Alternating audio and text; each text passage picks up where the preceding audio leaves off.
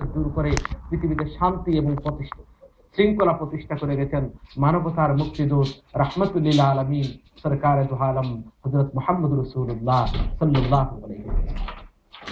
যে আরব জাতি সামান্য একটা ইস্যুকে নিয়ে যুগ যুগ যুগ বছরকে বছর ধরে তারা ফাইটিং করত, তারা আপসের মধ্যে যুদ্ধে লিপ্ত থাকতো, আল্লাহর নবী সেই যুদ্ধের অবসান ঘটিয়ে দিয়েছেন। মানুষের মধ্যে ডিসক্রিমিনেশন ছিল, মানুষের মধ্যে অহংকার, বড়াই, তাকাব্বুরি এবং একে অন্যের প্রতি জুলুম নির্যাতন ছিল। আল্লাহর নবী ইসলামের বাণী প্রচার করে মানুষের মধ্যে ভ্রাতৃত্ববোধ সৃষ্টি করে দিয়েছেন, মানুষের প্রতি মানুষের দয়া রহম করম করে সৃষ্টি করে দিয়ে আল্লাহর নবী পৃথিবীতে সোনার মানুষ এবং ইসলামের সোনালী ফসল, ইসলামের সোনার জীবন মদিনা প্রতিষ্ঠা করে মুহাম্মদ রাসূলুল্লাহ সাল্লাল্লাহু আলাইহি ওয়াসাল্লাম সেই ইতিহাস আমাদের সামনে রেখে গেছে। আমি আপনাদের সামনে আজকে আলোচনা পেশ করব।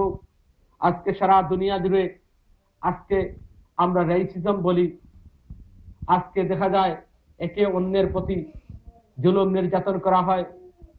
এক দেশের মানুষ আরেক দেশের মানুষকে দেখতে পারি না, আমরা এক দেশের মুসলমান আরেক দেশের মুসলমানের সাথে আমরা চলতে পারি না, এক ডিস্ট্রিক্টের মানুষ আরেক ডিস্ট্রিক্টের মানুষের সাথেও আমরা রেষারেষি করি।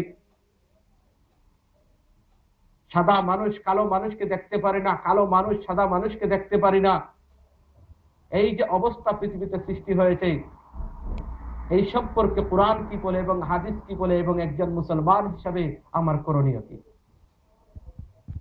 আমি আপনাদের সামনে পবিত্র গ্রন্থ আল কোরআনে সূরা হুজুরাতের ভার্স নাম্বার 11, ভার্স নাম্বার 12 এবং ভার্স নাম্বার 13 আপনাদের সামনে পবিত্র আয়াতের আপনাদের সামনে সরল অনুবাদ পেশ করব।